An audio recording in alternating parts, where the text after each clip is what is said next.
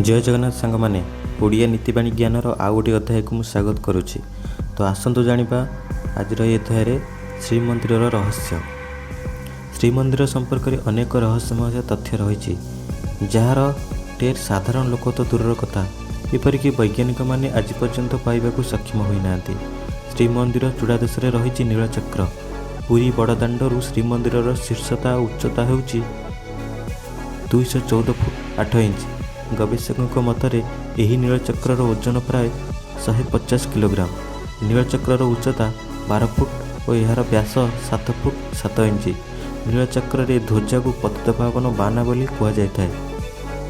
तेणु मुझे कहूँ ये वीडियो रे श्रीमंदिर 10टी रहस्य। वीडियो को शेष पर्यंत देखूँ और पूर्व वीडियो को गोटे लाइक और सब्सक्राइब करनी।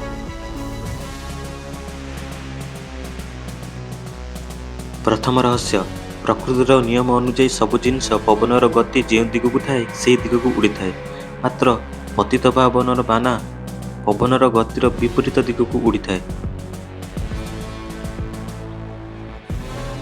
द्वितीय रहस्य, दिन बा राति केतेबेले पक्षी अथवा उड़ाजाहाज यही मंदिर उपरे उड़ती नहीं।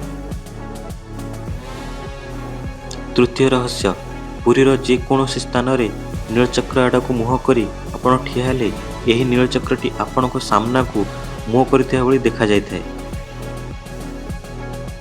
चतुर्थ रहस्य, जेकोसी समय रे समुद्र मुहाण रे दिन समय रे समुद्र रु भूमि को आ राति समय रे भूमि रु समुद्र को पवन बही थाए, किंतु पुरी समुद्र रे यह होई न थाए। पंचम रहस्य, मंदिर मुख्य द्वार जहाँ सिंह द्वार कह जाय थाए, जेतेबेले आपण सिंह द्वार भीतर को प्रवेश करेंगे सही समय समुद्र गर्जन शुणाଯିब नहीं, किंतु पुरीर अन्य जगार छिड़ा हेले आपण यही गर्जन शुणी पारिबे।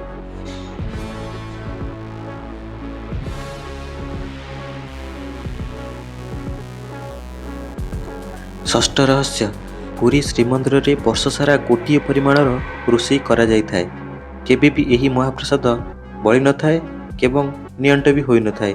हजार संख्यार लक्ष लक्ष संख्यार लोके आसंती, ना केबे बळीची ना केबे नियंट होईची।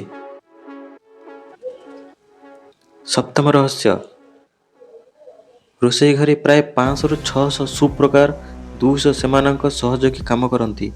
रोषेईशाला प्रसाद तैयारी करने पाई 7टी माटीर कुड़ुआ को गोटे उपरे गोटे रखी गोटे चुली रे बसा जाए।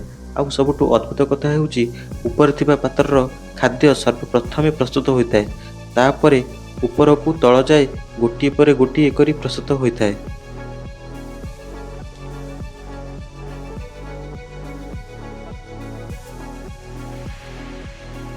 अष्टम रहस्य, सिंहद्वार सामने थिबा मुगुनी पत्थर निर्मित 34 फुट उच्चर अरुण स्तंभर छाई दिन समय अदृश्य रही थाए।